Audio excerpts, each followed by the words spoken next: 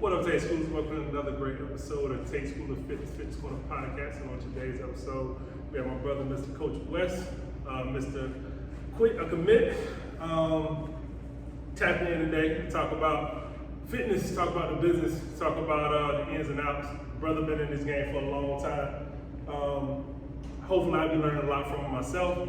So I just wanted him to sit down and actually talk to us today about how to monetize what you're doing as a trainer, because a lot of trainers get stuck, don't know what to do, don't follow their education, which hinders them as well. But my man is definitely doing the right thing. He's working with athletes, with moms, and whoever. So thank you for sitting down with us today, Coach West. How you doing, bro? Man, I'm doing good. How you feeling, bro? I'm good, man. Yeah. Good. Want to ask you, Mr. Quit a Commit. Mm-hmm. How did we come up with that handle? How did we come up with that name? Man, that's crazy. Like, people ask me that all the time. And it wasn't a situation where it was something I thought of and I'm like, man, that's it. Yeah. You know, and what happened was, man, I was at a point in my life where the things that I, were trying to make happen wasn't working out. You know, and I went through this whole thing of process of self-accountability.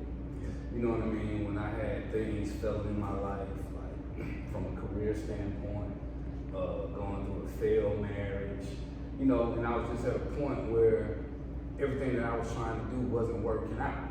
You know what I mean? So like, when I picked back up on the training aspect of it and the coaching aspect of it, I said, man, I'm gonna put everything that I got into it in terms of hitting every rung on the ladder. Yeah. You know what I mean?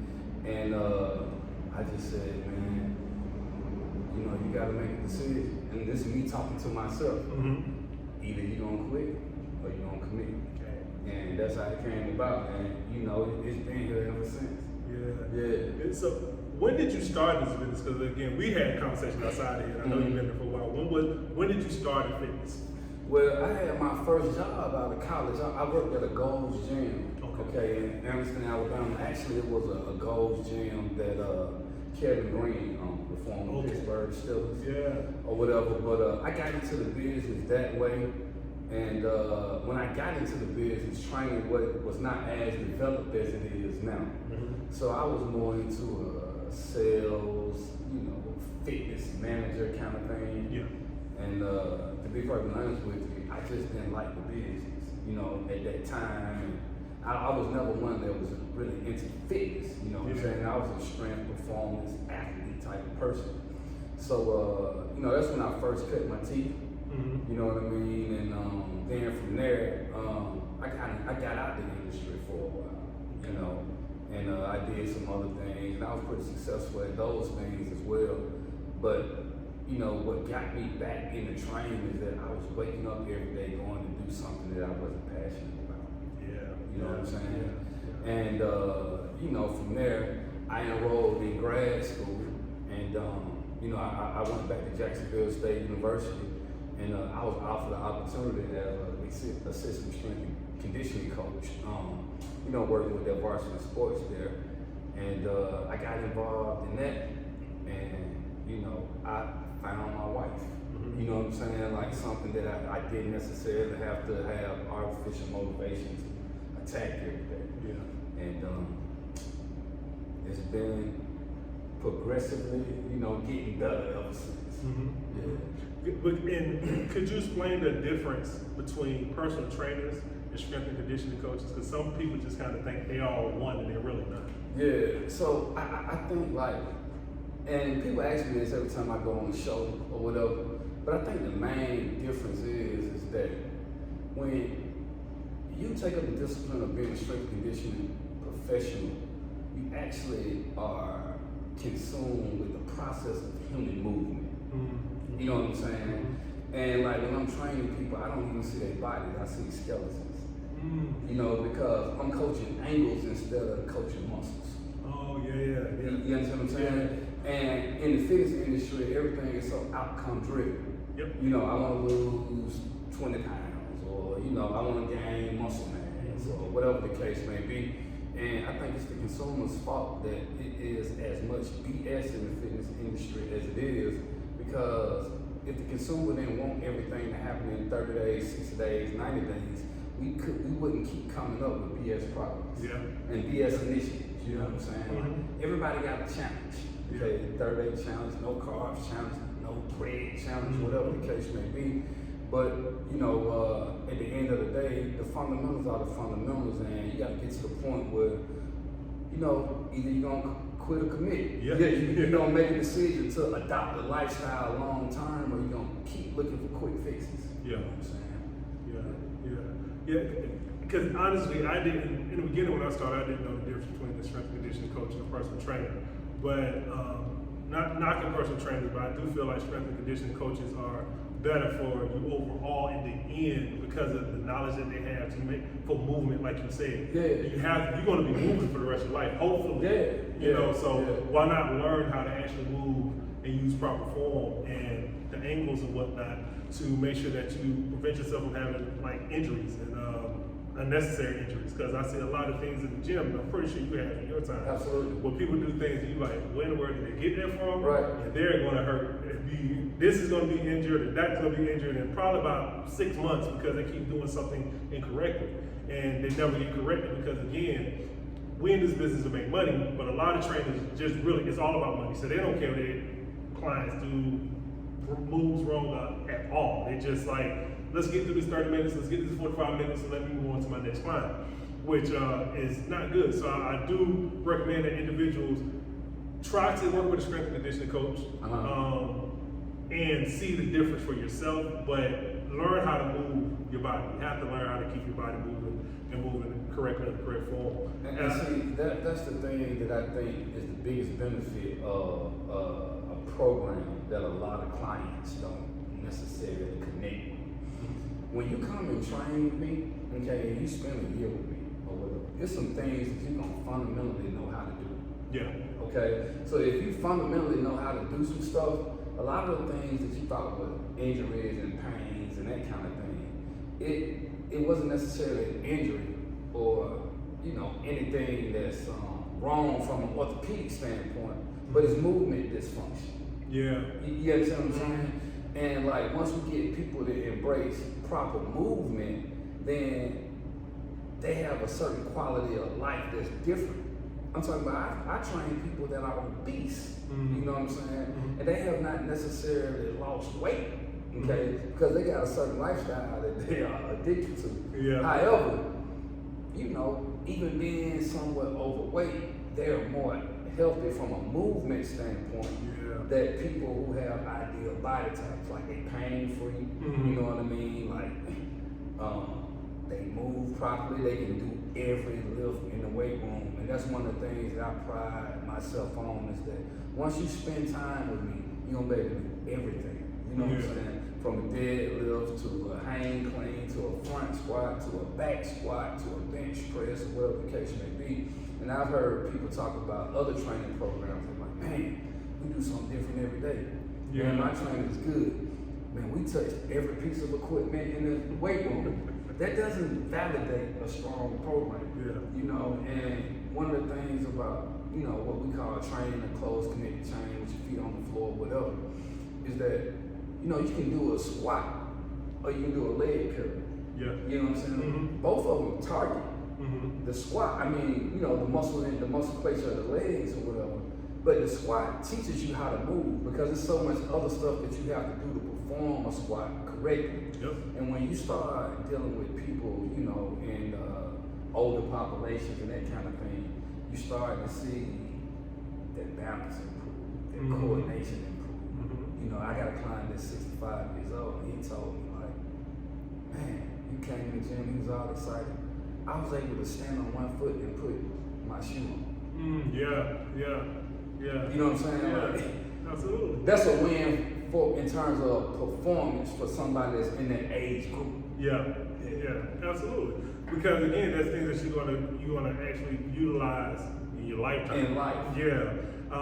I do see that a lot. Well, you do have trainers who just they do something every day, have all these all this equipment out, and you think to yourself, what are you really working on? Because we all know it's fundamental movements that in when it comes to training, period. Squat, push-up, pull-ups, things like that. You know, you have to learn how to load properly, and a lot of people don't even know what that means. They don't even know, they have no idea. So again, that's why I think it's more of a bench or a strength and conditioning coach in some cases, because if they're good, they will teach you how to load properly. So you can maybe squat down and pick something off the floor at home and not hurt yourself properly. You know, so that's something that I think goes over a lot of people's head when it comes to training. If during your career, what has been like some of the most beneficial things that has happened for you since you have been doing this? Man, like one of the most profound things that I think that has happened for me is that, like, I went to work, this was years ago, 10 years ago. I worked in a private personal training studio, and that was my first time doing that. And the guy who owned the studio, he was what we would refer to as, you know, a butthole. Okay? However, you know, with that being said, he actually challenged me on my professional skill set from a scientific standpoint, from an exercise and programming standpoint. He was constantly challenging me. You understand? And because of that, you know what I mean, it helped me read more. You know what I mean? It helped me kind of get a little bit more from a knowledge standpoint, you know, because at that point in time, I really took it as a challenge when 10 years ago, if it would have happened, I would have taken offense to it. You know what I'm saying? But, you know, one of the things that is important to me as a professional, man, like, I play for self-pride.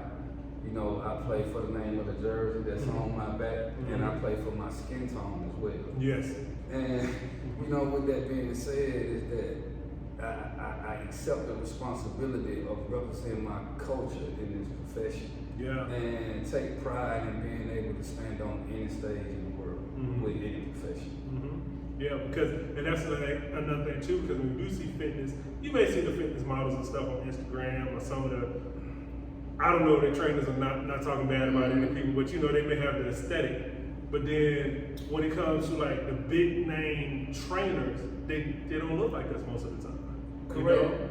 And you think to yourself, like, we know we out there, either they're not getting opportunities or maybe they don't have the skill set that's required. Because they're just going off the 30-day, the 60-day, the 90-day kind of thing. You know what I'm saying? Instead of really knowing the science behind this, because it's science behind this. You have to constantly be on your toes and studying to see don't want to say what's trendy, but this stuff changes all the time because it's health. You know. And to be perfectly honest with you, man, like when I was studying, when I was in school and I was getting my certifications and that kind of thing, it was a few certifications that I received that were very, very different.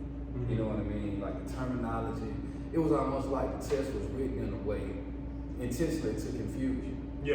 And I think one of these certifications has like a 53% pass rate. So, you know, with that being said, I passed and I gained the certification because I was determined to get the certification, but I did not understand the terminology. I just memorized. So it took me about 3 to 5 years from working professionally to the point where I really understood what it meant. Instead of just being able to regurgitate information. You know what I'm saying? And I think, you know, every, you know, good trainer or good professional in any type of leadership capacity is that you gotta have some type of scientific knowledge.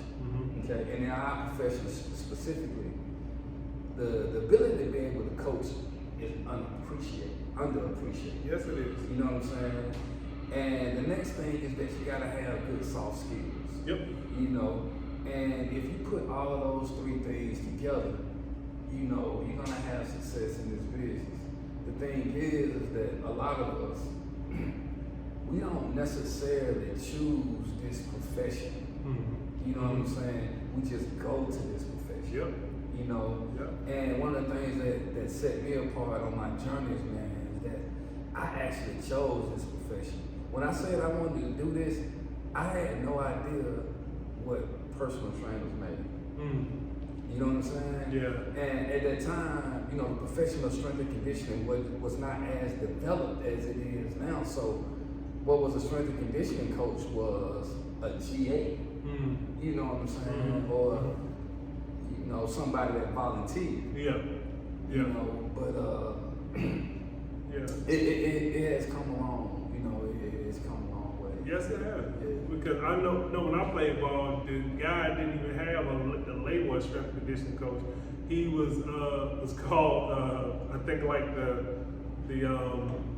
it's been a while, either the exercise coach or something like that. And he came in and he was volunteering. Right. And he would put us through drills. He was a former track star at the University of Texas. So he would just come and just pretty much have us do track stuff all the time. Right. And that was it. Right. You know, and I was like, well, what is that? Because I liked what he was doing, because he'd do that and he was done. His responsibility was over. So he didn't go through all the stuff we had to do. Of course, the rest was practice.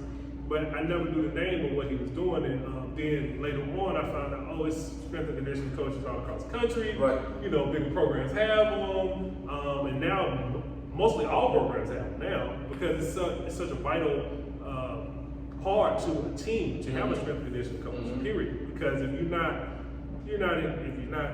strong, or you're not in shape, or you're not conditioned, you're not going to do anything on it. It's not, you can't translate over to the field. It's the most important position other than the head coach on the entire staff. And the reason being is because the strength and conditioning coach, he has more access to the players than when we played ball. Yep. Like when we played ball, for example, we spent a lot of time with the coaches. Yep. But the NCAA has since changed the rules where they're saying, well, you can only spend X amount of hours with a ball or with position coach. Yep. However, you can spend X amount of hours in a weight program or in a training program. So what has happened is that head football coaches have gotten someone who is my right-hand man. Yeah. You know what I'm saying? Because he's gonna spend most of the time with my kids. Yep. So that's how that has developed to the point where you have, you know, strength and conditioning coaches now making $600,000, $700,000 a year. Yes. yes. Especially, I think the guy at Alabama actually make more than that. But I mean, again, look The at new guy or the old guy? The old guy. I think Cochran, University of Georgia. Yeah. I think he was around $100 million. Yeah. Not Exactly. $500 million, but $500,000. Yeah, exactly. So it's like it's so important. Not just going to put it on athletes and sports, but just in general again, and with everyone. I always encourage that, because movement. It's all about movement. Right. Along your journey with this business, what has been your least favorite thing in this business that you have came across? Loaded question. It's really not loaded, man. I'm trying to prepare an appropriate answer.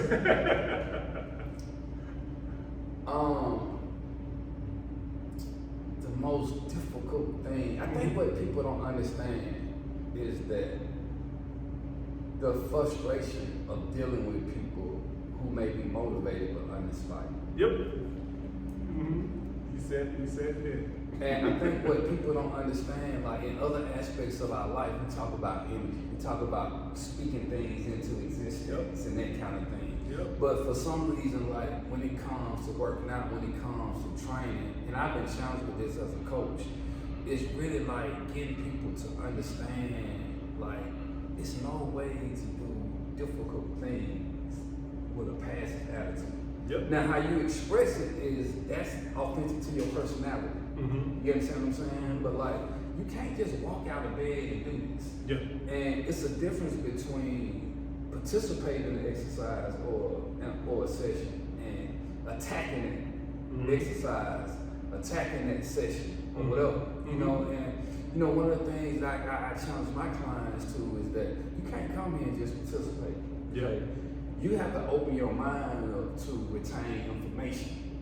Okay? Because I want to see you be able to execute movements by yourself without me coaching. Like it's so much other stuff that I need to be focused on or whatever. But I need you to buy into, and I say this all the time, before you start moving, you need to think about what's the intention of the exercise, what's the stance, alignment, and technique. And until you get all of that right, don't even consider moving. Yeah.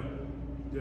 You know what I'm saying? Yeah, absolutely. And you know, you might ask somebody, well, how your day is going, or well, my back hurt, or my baby daddy didn't come pick up the child, or and not only that, I'm having surgery in 2 weeks, and I'm like, man, you ready to get started? Yeah. You know what I mean? Because like I gotta be in a place where I can give you energy. And it gotta be authentic energy, so I can't allow you to come into the door and drain mine. Yep. Absolutely. That's been by far the most challenging thing is, you know, setting energy and setting the culture of attitude. Absolutely. Because what we do is very essential. Everybody needs it, but most people don't want to actually do it. Right. They talk about it. Right. Constantly. Right. Yeah, I don't care if you talk to people long enough, eventually fitness, health is going to come up. And here we go back to either quit or commit. Yep. And I think what's misunderstood about the statement is that I think a lot of people think that it's some type of tough talk. It's not a tough talk. All it is a challenge to make a decision and stick with it. Yep. And embrace everything that comes with the decision that you made. And here's the next thing, you know, if you think about the saying, you know, some people think like, well, I can't quit. Yes, you can. You know what I'm saying? If it's not for you, you need to quit. Yeah. You need to find something that's for you or whatever. So like, quitting ain't necessarily a bad thing. All I'm just saying is at the end of the day, make a decision. Yeah. Because a lot of people don't do. They don't want to do. Because again, they're worried about peers, appeasing people. Because most people usually get in fitness because of other factors. Right. Which I'm a firm believer. I tell my clients, if you're doing it for somebody else, you're not going to continue to do it. Yeah. Because once they don't give you the feedback that you was looking for, Correct. you like, well, I ain't doing this anymore. Because what's the point? Yeah. You know, like I was doing it for this person, they just like, oh, you look okay. When you think they're supposed to be like, oh, praising everything that you do. So you have to have that internal. You have to commit or quit. Because if you don't, then you're really wasting your time. And it's okay. Again, you can quit. You can quit. Yeah, you can quit. It's fine. It's you. But just make sure that hopefully that you did give your all to this when you first started. Because as trainers and coaches, we know when you are off. We know your energy is just like rock bottom. And you know what giving your all is? Only thing giving your all means is giving your maximum effort, regardless of what you are emotionally going through. And that's different every day. Yep. You understand what I'm saying? Like, it's people coming here, and I know, like, man, I can't get 100% out of them today, but I'm gonna get 100% out of what they brought today. Yeah. And you know, it's just like, you know, a principle of Christianity. You know what I'm saying? Like, you repent for your sins and you move on. Yep. But you can't get caught up in today is what, Tuesday? Yeah. I didn't have it all Monday. Yeah. You know what I mean? But does that mean you quit or you commit? Exactly. Or do you come back in here Tuesday and, you know, now we got more energy on your battery level? You understand what I'm saying? I tell people all the time, anybody can do this when the sun is shining and you feel good and your knee don't hurt or whatever.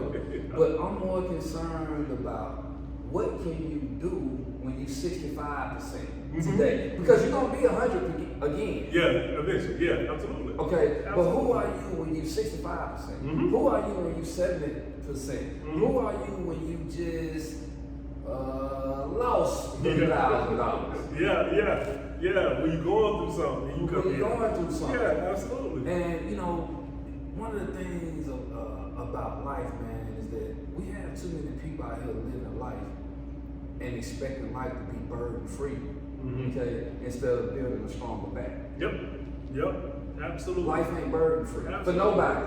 Absolutely, that's so true. Yeah. And you learn a lot about yourself doing this stuff. I say it all the time. If I want to go in business and do something with somebody, I usually take them on a workout. And people think that's so crazy. It's just like you love fitness too much. No, because if you cheat them, you're gonna cheat me later. Right. I promise you. Right. Down the road when it gets tough, we have to make a tough decision, and you don't agree with what's going on, you're gonna cheat me. Because I saw you cheat. Who wanna fight with a soldier that always needs to be comfortable? That's true. I mean, you know what I'm saying? Yeah. Like, we gonna go to war and we know we trying to kick somebody's ass. You know what I'm saying? But I got soldiers with me that they always need to be comfortable. That's true.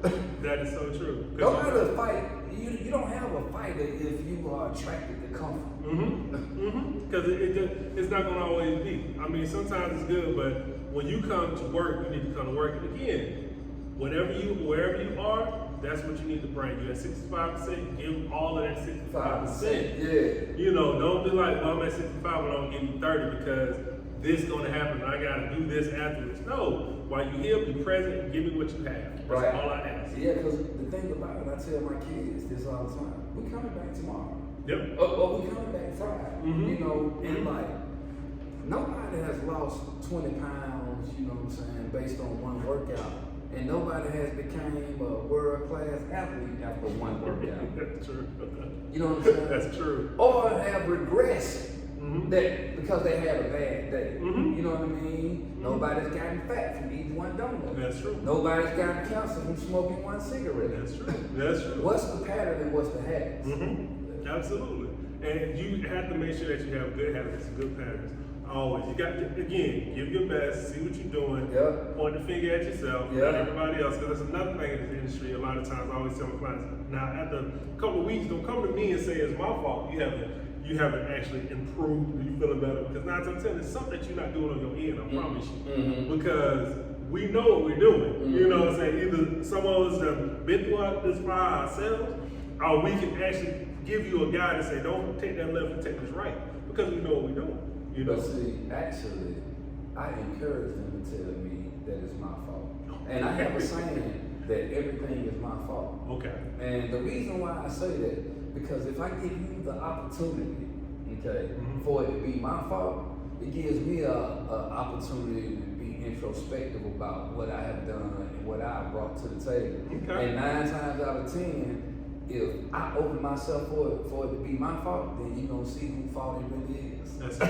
Yeah, that's true. Never thought about it that way. Well, it's mine or yours. Exactly. Yeah. That's true. But I'm not going to fight it. Tell me how I'm effing this up. Tell me everything. Tell me how you feel. That's true. Hey, I'm not gonna start using that. That's very true. Yeah, because then you can really see. Let's see who fault it is. Let's really see. Yeah. Because 9 times And 10. not who fault it is, but how can we get better? Yes, how can we fix it? Yeah. At the end of the day, because it needs to be fixed, and we're gonna continue this journey together. It has to be fixed.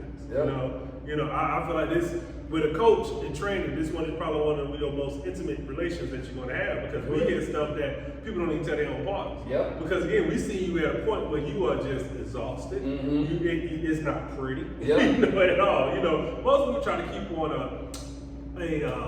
look, present themselves a certain way for other people. But when you with your coach, you can't do it because you're being broken down. You're being broken down. And your true self is coming out. Yeah. So we know stuff and we have this relationship with them that no one else has. So you're right, we gotta make this work and we're gonna continue this journey. This is a very important relationship. Yeah. You know, for both of us to actually move on and to improve. I want to ask you, like, for the programs, I know you work with a lot of schools and a lot of student athletes. Do you just offhand, what has been one of your actually best moments of working with a student athlete that they have done something that you maybe have not thought they could actually do, but it actually impressed you? I don't really get caught up in that stuff. Okay. You know what I'm saying? Like, I don't get caught up in kids achieving stuff. Okay. And the reason why is because I expect you to achieve stuff. Okay. I get really caught up in the pattern. Like, if you see me talk about a kid, it's either he's really, really talented or he's really, really committed. Okay. You know what I mean? And I'm not necessarily impressed with talent because you didn't do nothing to get talent. You know what I'm saying? That was just a good night in the bedroom. Yeah. That's just the bottom line. But patterns of consistency. You know what I'm saying? Like, seeing kids fight through adversity. Like, I had a kid that was a walk-on, for example, and he just recently was awarded an athletic scholarship at Georgia State University. I wasn't as proud of the scholarship. I was already proud before we got to the scholarship because I see that his commitment is rare. Oh, okay. You know what I'm saying? So in my mind, I didn't need the scholarship for validation. Yeah. And the crazy part about it, he didn't either. True. Yeah, true. Yeah, very true. I mean, because that's just what he is mentally. Mm-hmm. You know, and man, it just goes to show, like, you know, I got this thing about emotional toughness, and it just goes to show that the only thing that you are in control of is your energy, your spirit, and the effort you bring to situations.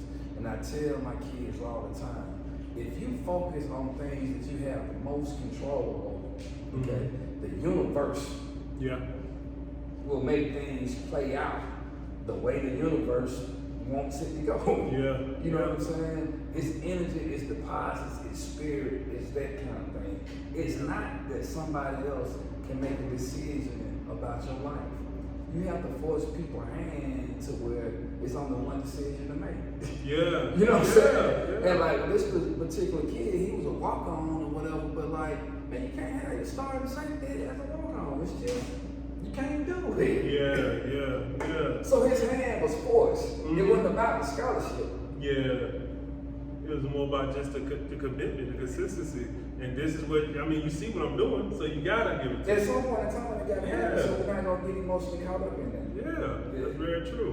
That's, again, patterns of what people do and what you put into it. And I love how you said the deposits. You keep putting in the deposits. The universe is going to. It's going to repay you. It's going to repay you. Yeah. You know, most people don't even think about it. They think, you know, that I get up a couple of days, I put in a little time, maybe I trained all summer, and now it's time to go into season. Oh, I'm going to get, that maybe wasn't enough deposits that you put in. And see, I think that is the biggest problem with fat loss clients. Mm. You know what I mean? Mm-hmm. They keep getting on the scale. Okay, they want to see every step of the way. Has it happened yet? No, it has not happened yet.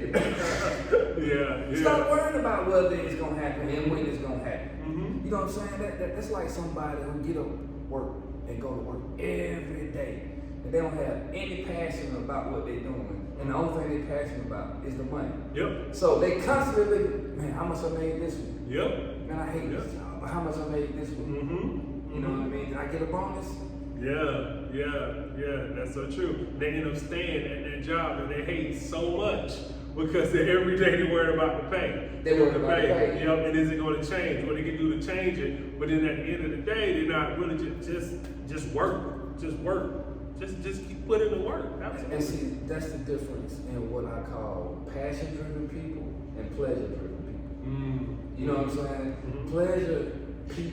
Pleasure-driven people are constantly looking for a sign. Passion-driven people, they don't need nothing. That's true. You know what I'm saying? Because the only thing they want to do is be on the journey and take pride in having the ability to accomplish something and work towards something every day. Yeah. You're not working towards something, you're working to get something out of something. Yeah. There's two different mind frames. Yes, it is. Absolutely. And that's I personally feel that's the difference between being successful and just really just being. Yeah.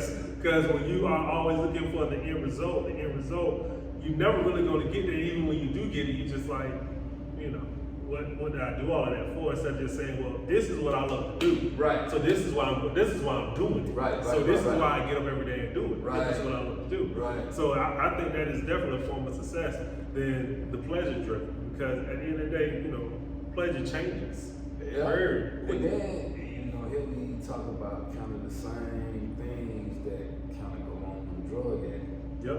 You know what I'm saying? Like, once you experience this pleasure, what else you want? Yep. What pleasure are you going to be satisfied with? Yep. That's so true because you're never satisfied. You never satisfied. Never satisfied. No, never. Yeah. Never. I mean, that's so true. And you do see it a lot with clients because, again, if they don't lose that 5 or 10 pounds, and you think to yourself, like, we only been working out, I don't know, we just say 2 weeks, and they don't see what they want, they're ready to quit. And see, that's why I don't really do a lot of marketing, period. You know, I use social media to expose what I do or whatever. But like, if you deal with fat loss clients, right? And let's just say it's just somebody that want to lose weight. Like, they come to you, and in 30 days, they lose 30 pounds. Just for example, and that's what they go.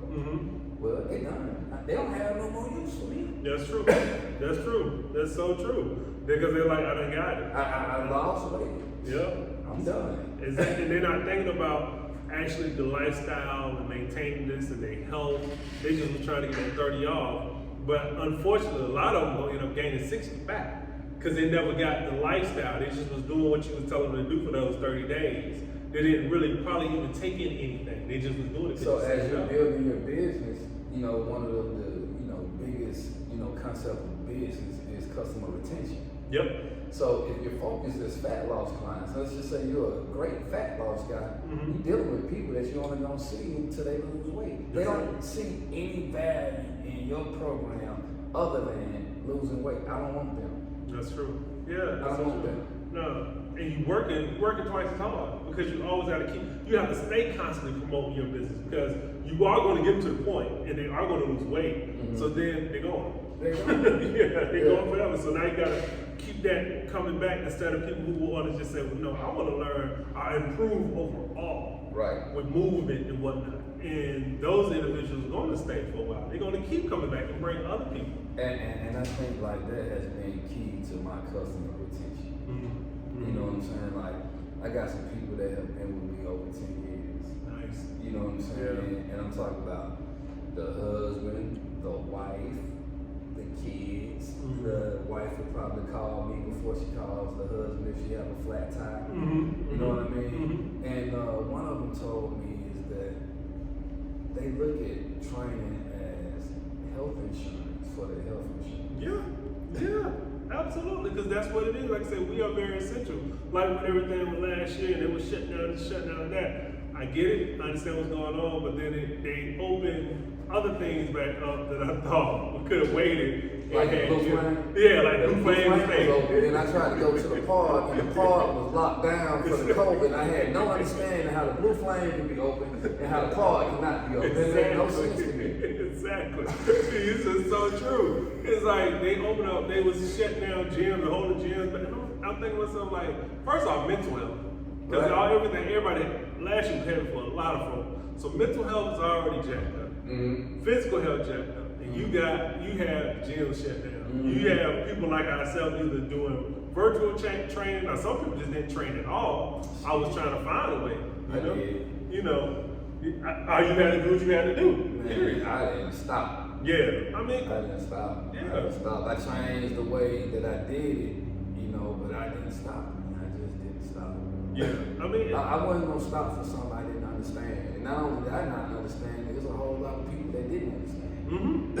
Yeah, absolutely. That's so true. I kept going. Yeah, that's so true. Because a lot of people did. They kept the business going. And they kept meeting in person. As long as the clowns was comfortable, they was just pushing through. Because again, also, why would you, if it's a health issue, why in the world are you kneecapping the people in the health business who actually are doing things to improve people's health and not just talking? So I didn't understand that myself either. So I'm with you there.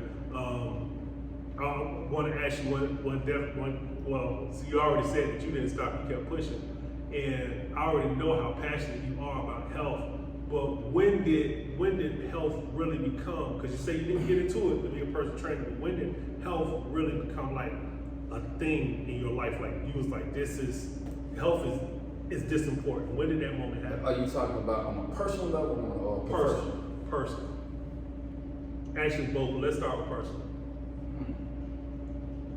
When did health become a priority? I don't necessarily think it's health. I mean, like I believe in weakness and I believe in strength. Okay. And I have no desire to be weak. Okay. Because weakness makes you vulnerable. And Louis Simmons, one of the top world-renowned strength coaches in the country and in the world. One of his sayings is weak things break. Yep. And I think for me, no matter what the category we're talking about, whether we're talking about mental, emotional, physical, or whatever the case may be, I always kind of was connected to strength. And I always saw the importance of strength. That's one of the reasons why I always wanted to be an entrepreneur. I mean, even at 8 years old, man, like I thought I had the best bacon and egg sandwiches there were.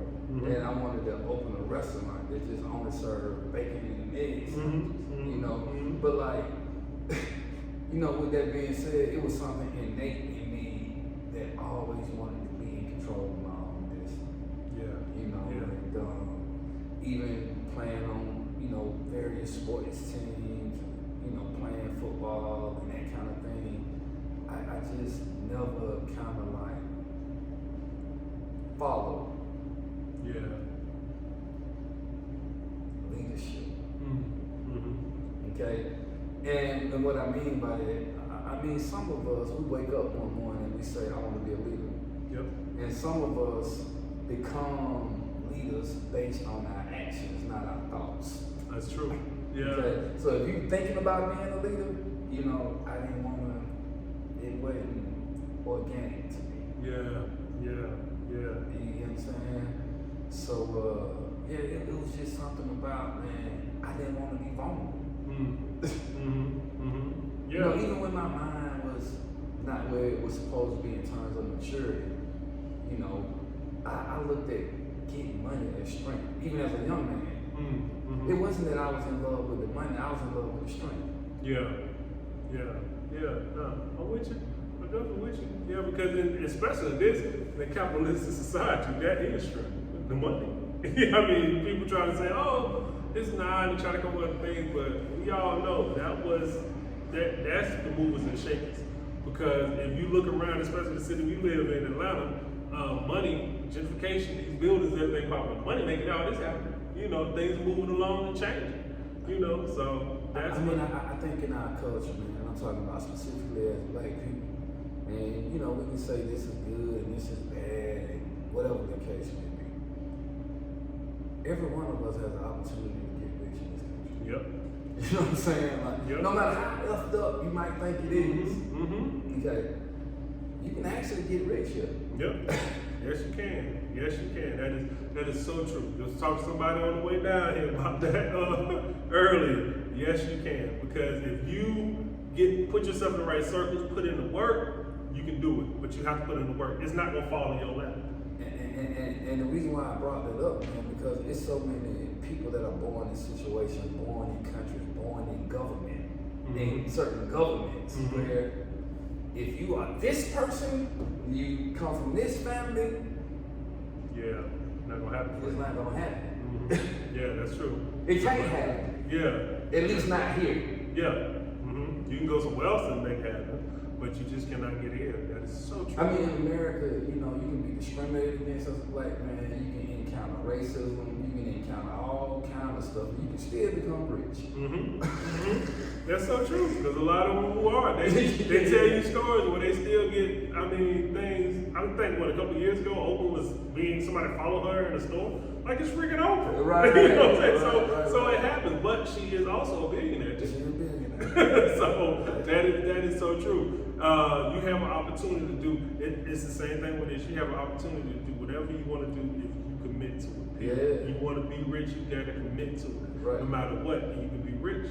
You just got to commit to it. And again, if it's not for you, quit. But don't criticize people who are committed to it. Right. That's all I ask. Just don't try to knock them or say what they're doing correctly and what they're not doing when you're not even committed to it. That person is. Right. So that's just my whole spiel on it as well. Like you can do whatever you want to do, be whatever you want to do, and be whoever you want to be. It's gonna be hard.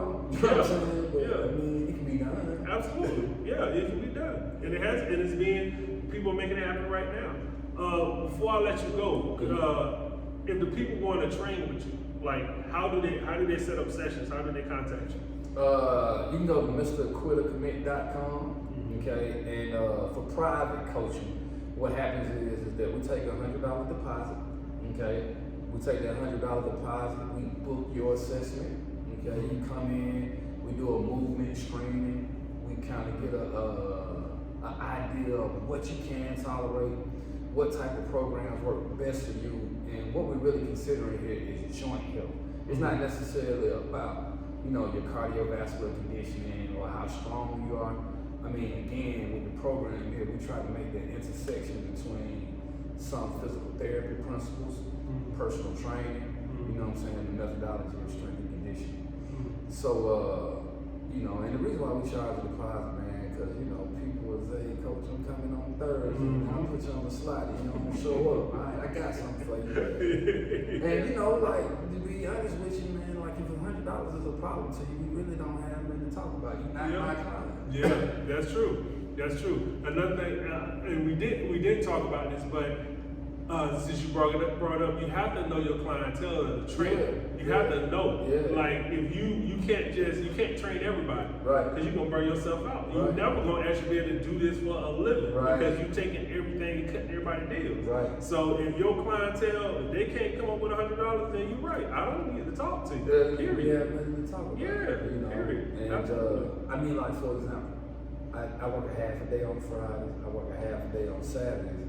And me working a half a day on Friday is not by choice, but it's because Fridays after lunch, for whatever reason, people don't show up for training sessions. You know what I'm saying? My sister in town. Well, you know, whatever. I say, you know what? No Fridays after lunch. Period. Yeah. Don't blame me. That's so true. And I think it's just universal, because the same thing I encounter.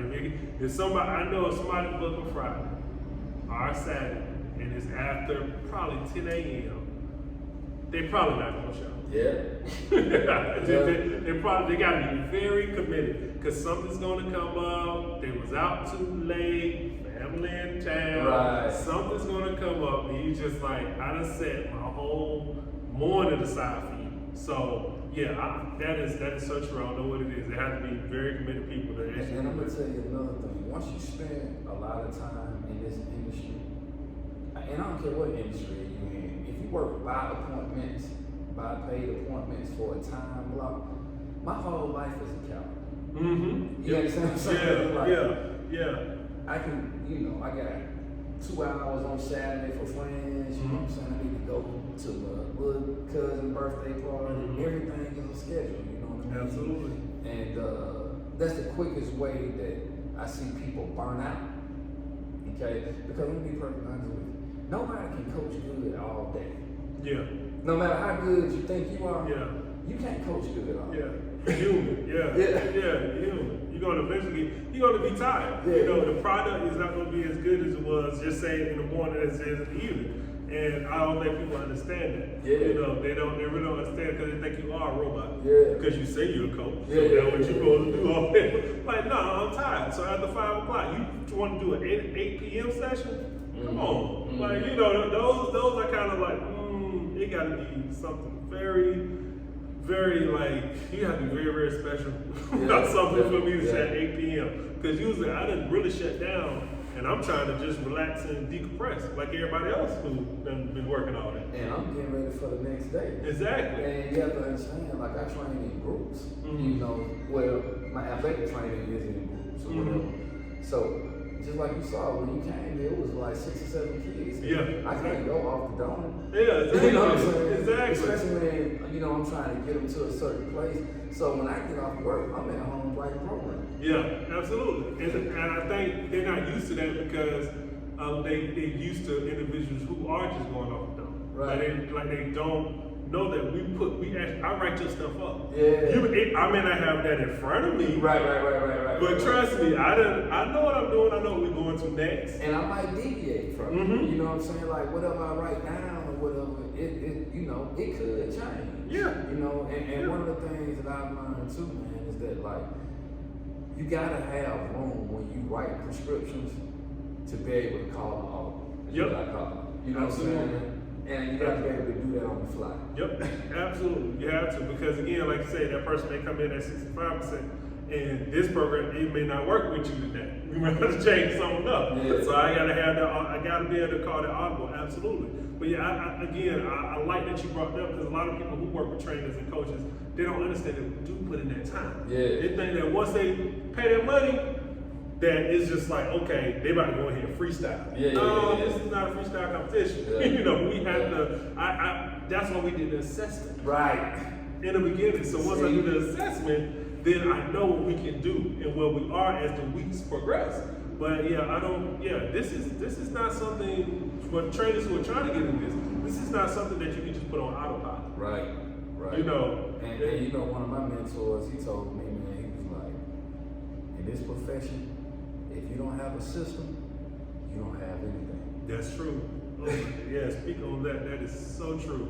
Systems are that's the way that's gonna keep you successful. That's the way to success. Now you might have to tweak it or change it or whatever, but you always have to work your business in this arena in a systematic format. Yep. You know what I mean? Because otherwise you have no way of progressing somebody from one place to another, other than hard work. Yep, that's so true. That is so true. I mean, that again, there's a lot of aspects of this game that people just have no idea, and I don't know it all. Like I say, shoot, I'm coming to you to learn more about this game, but you have to. This is a passion project.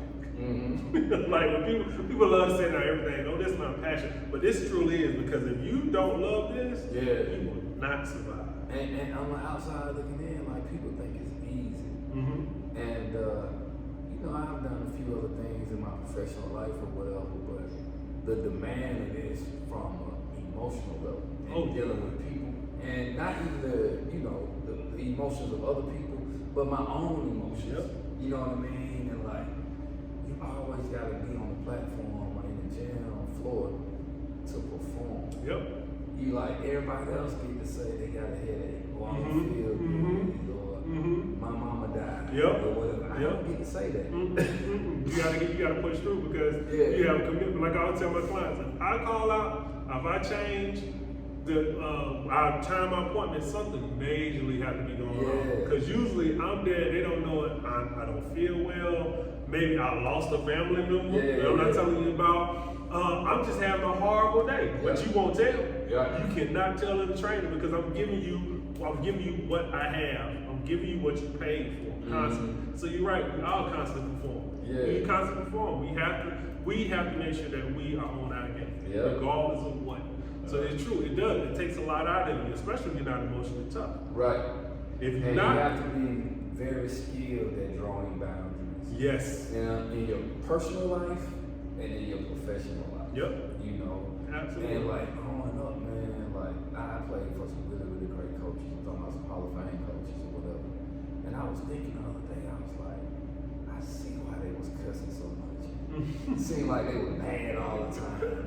All that other kind of stuff. Like, people don't understand what it takes to lead a group of people to do something that's very, very difficult. Yes. You know what I'm saying?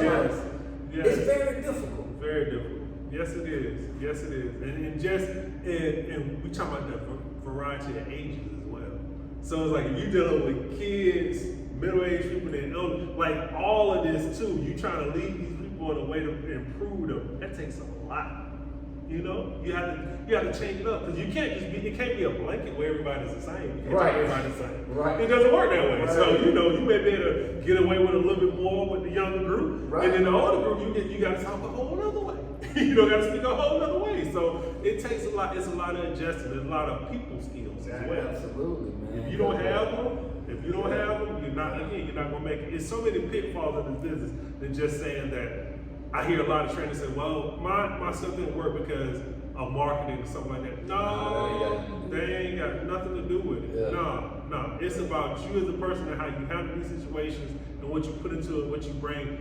We always talk about, me and my boys, and we always talk about what value do you bring to something. Because if you're not bringing value to your clients, then that's why you're not surviving. That's why you're not making it, because they don't feel like you bring any value to their life. And see, that goes back to it's always my fault. Because see, if it's always my fault, I get an opportunity to assess the value of me. You know what I mean? And like in dealing with people, one of the things that you gotta understand, the only person I'm really responsible for is me going forward. So it really doesn't matter what somebody else did to me or didn't do to me. What really matters is that am I on a progressive path for success?